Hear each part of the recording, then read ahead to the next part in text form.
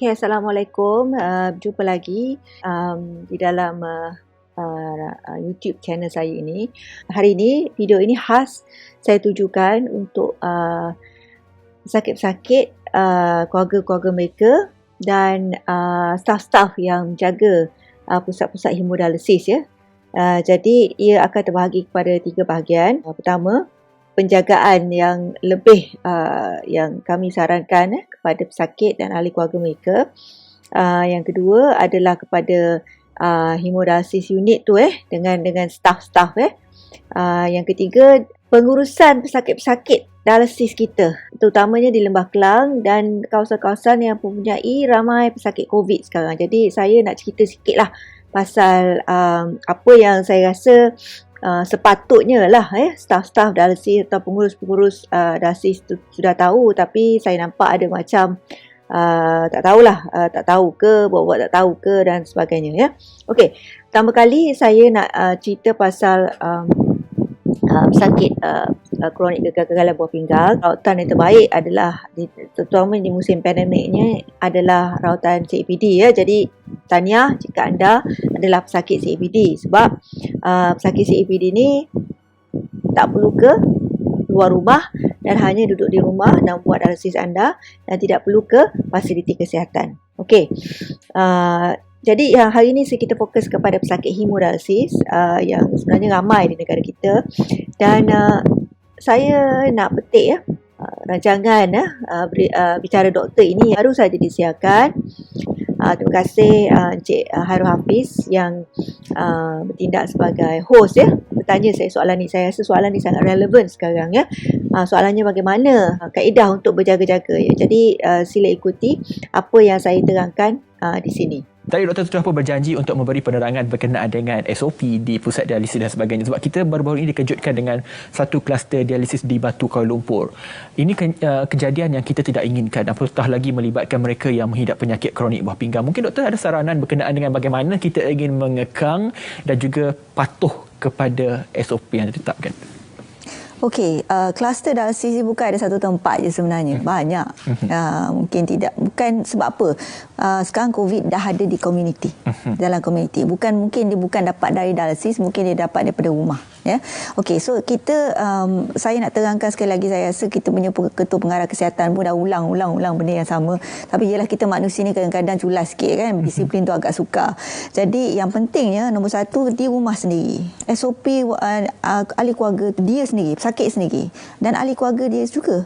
Jadi bila duduk serumah dengan sakit dialisis, janganlah dia pun tak jaga SOP. Saya terang cakap, mak saya pun dialisis. Saya dah lama tak jumpa dia sebenarnya sebab saya takut saya pembawa.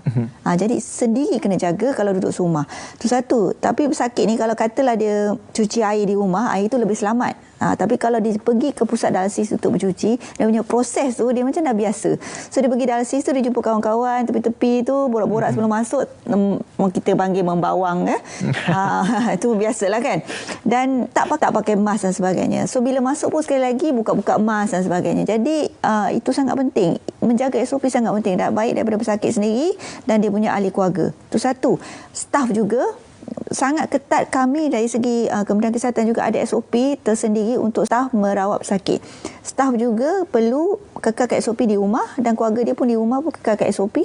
Bila datang merawat pesakit pun kena ikut SOP yang diberikan. So jadi benda ni sangat penting. Semua kena memainkan peranan. Bukan hanya kita saja, semualah keluarga, kawan-kawan. Dan saya haraplah jangan pergi sana sini, jangan orang kata culture kan kalau nak pergi orang kata ziarah tapi saya rasa buat masa sekarang orang yang sakit saya harap jangan ziarah. Sebab apa? Mungkin kita pembawa kuman. Bila orang tu dapat kuman, terutama COVID-19 sekarang, COVID-19, orang yang kita tak mahu kita jadi pembawa. Jadi berhentikanlah. Baik, kita cuba elakkan. Okey, dah dengar video tadi, saya nak tambah sedikit Yang satu saya rasa pesakit-pesakit boleh elakkan. Yang saya nampak lah yang selalu orang kata fluid overload masuk dia air terlebih air terlebih, yang tak jaga air, sesak nafas dan sebagainya, anda kena masuk hospital. Bagi saya isu ini boleh dielak Kita dah dengar Ketua Pengarah Kesihatan Kementerian Kesihatan pun ada sebut kalau boleh elakkan datang ke hospital. Ya, bukannya anda sakit-sakit akan datang, tahan dah teruk baru datang. Tidak. Tapi macam air terlebih tu sebenarnya untuk pesakit-pesakit dialisis boleh dielakkan. Jaga makan minum, jaga kandungan makanan. InsyaAllah anda boleh elakkan. Sebab apa anda tak mahu masuk hospital buat masa sekarang? Kalau anda masuk hospital sekarang, kebanyakan hospital akan klasifikasikan anda sebagai SARI. So bila anda diklasifikasi SARI ni, anda orang kata ada masuk ward yang bercampur aduk dengan pesakit-pesakit yang suspek COVID. Ya, jadi walaupun situasi fizikal katil tu agak jauh, ya, kita ikut SOP dan sebagainya, tapi anda tak tahu siapa katil sebelah anda. Ya, anda mungkin berisiko kalau orang tu positif, anda daripada sihat tak ada COVID, tiba-tiba anda berisiko jadi COVID pula. Itu satu hal. Dan seterusnya, ya, saya nak ingatkan juga, bila anda masuk ward, keluar ward, saya sarankan pengurusan dialisis tu treat anda sebagai PUI, ya, bukan sebab kita tak tahu apa kuman yang anda dapat daripada ward. Jadi buat masa sekarang ni tolong jaga diri baik-baik, elakkan daripada masuk hospital kalau boleh. Tapi kalau ada serangan jantung yang kita tak tahu bila boleh datang, tu kita tak tahulah. Benda tu itu adalah masing-masing punya, Allah merancangkan masing-masing punya perjalanan. Jadi tapi yang benda-benda yang boleh elak, kita elak, ya. Lepas tu saya nak beritahu sini, saya haraplah pengurusan dialisis, ya, semua pusat dialisis swasta di luar sana telah ada SOP yang sangat ketat dan tahu apa yang mereka boleh buat, ya. Ada baru-baru ni saya hantar pesakit saya cakap walaupun dah test COVID negatif, saya hantar ke pusat dialisis tu, kata teruskan rawatan di luar. Lepas tu, tapi saya sarankan sebab dia dah masuk ward yang ada COVID, kita treat as PUI lah, maksudnya person under investigation lah. Kalau 2 minggu diisolasikan, maksud isolasi tu dialisis tu lah shift, ya, pakai PPE, jauh daripada orang lain dan sebagainya. Kalau dah isolasikan 2 minggu, okey, insyaAllah okey. Tapi saya sarankan terpulang pada anda. Tapi itu saya buat, ya, untuk sakit-sakit saya di unit kesihatan, Kementerian Kesihatan ataupun di swasta. Sebab apa? Kalau kita tak tahu bila kemungkinan dia ada COVID positif, biar kita orang kata treat mereka sebegitu, ya. Kita be careful, ya, pakai PPE full gear, ya. Full gear tu ikut SOP lah maksud dia. Jadi anda perlulah bercakap dengan anda punya pesakit selalu. Kalau mereka duduk dengan ahli keluarga, saya bagi contoh, ya, ahli keluarga tu ada kontak dengan positif, ya, belum lagi ahli keluarga pesakit tu dah ada kontak tapi dia belum jalani ujian ataupun dia tengah menunggu ujian ataupun dia pakai kelamping ke, dia home isolation ke apa ke, dia ahli keluarga tu PUI, jadi pesakit tu PUS. Kami selalunya kalau ahli keluarga PUI pun kami dah isolasikan ataupun jaga betul-betul pesakit dialisis yang kita panggil klasifikasi PUS ni. Nanti PUI tu anak dia positif. Jadi kita kena, orang kata, fikir panjang lah. Tak boleh nak kelang kabut macam tu, ya, dan ikut SOP baik-baik. Setiap unit lah, tak kira lah Kementerian Kesihatan ke swasta ke, mesti dah ada SOP yang betul, ya. Jadi itu sangat penting. Pergi baca balik. Saya tak mahu ada kes-kes yang bila kita kata PUI dah kelang kabut, saya tak boleh dialisis pesakit ni. Sekarang ni, tak boleh. Everybody must be self-sufficient. Semua orang mesti tahu apa yang dia perlu buat kalau dia PUI, PUS, dan apa dia perlu buat kalau pesakit tu COVID positif, ya. COVID-19 kita sebenarnya dah akan COVID-19 ni kategori 1, 2 atau dah ada di komuniti. Jadi kita expect tak lama lagi pusat dialisis swasta mana-mana perlu sudah membuat dialisis pesakit-pesakit yang positif. Jadi anda tidak boleh diskriminasikan mereka, ya. Anda perlu tahu macam mana nak rawat mereka. Anda tak boleh tolak balik mereka, ya. Semua orang mesti self-sufficient. Semua orang mesti tahu apa nak buat, ya.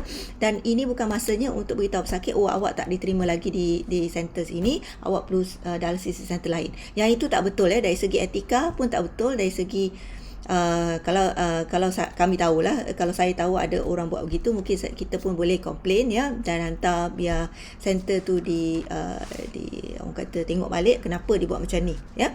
Dan tidak, pesakit tu tidak boleh mencari-cari, memang susah lah macam tu, memang tidak possible. Tolong mereka. Maknanya anda yang kena pesakit tu, anda teruslah rawatan pesakit tu. Buatlah, pakailah PPE yang elok, anda sendiri jaga mereka lah. Takkanlah nak tolak balik ke Kementerian Kesihatan, itu tak betul. Ya. So sekarang ni be ready, everybody be ready. Everybody must take care of even COVID positive patient in the community. Semua kena faham apa kategori 1, kategori 2, kategori 3, 4 dan 5. Supaya kita tahu bila pesakit kita gerak daripada kategori 2 ke 3. Sebab yang kalau 2 ke 3 ataupun dah masuk 3 ke 4 itu dah berisiko tinggi dan anda perlu masukkan mereka ke hospital. Ya, sebab kalau 5 tu dah masuk ICU. Ya. So yang ini sangat penting. Anda pun kena tahu, memantau setiap pesakit dia kategori berapa. Kalau 1, 2 insya-Allah tak ada masalah. Jadi sampai sini sajalah apa yang saya nak beritahu. Balik ni ya, semua pengurus cek balik SOP. Jangan orang kata mengharap ke hospital ke dah siapa-siapa lain nak menyelesaikan masalah anda, pesakit anda jaga. Ya. Sayangi mereka dan sakit juga. Sayangi diri sendiri, sayangi juga center tu, jaga diri baik-baik. Kalau anda positif dah kelar kabut orang, semua orang kelar kabut ya. Tapi ya, saya dah faham yang ini di dalam komuniti memang suka nak elak, tapi just do your best ya. Kita mesti jaga diri sendiri. Kita jaga kita lah maksud dia. Kita mesti self-sufficient. Kita jaga apa pesakit kita sendiri ya. Kita mesti tahu nak buat apa dan bila. Dan kita mesti tahu macam mana COVID-19 tu dan apa kita nak buat bila pesakit tu macam ni. Ya, ataupun apa yang nak buat kalau pesakit tu gini. So, kalau kita asyik nak tolak-tolak aja, yang itu tidak boleh lah. Ya, itu tidak profesional atau tidak beretika. Jadi, saya harap dengan video ini, anda semua kaji balik dan saya percaya semua boleh buat. Ya, dari pesakit, dari keluarga pesakit, dari staff dan dari pengurusan pusat dialisis, saya percaya semua boleh buat dan kita buat, anda buat diri sendiri. As long as anda ada SOP, anda tahu lebih kurang ikut apa saranan yang kita ada, guideline tu, insya-Allah tak ada masalah. Ya, dengan itu saya ucapkan terima kasih kerana mendengar. Jumpa lagi di video-video akan datang. Assalamualaikum.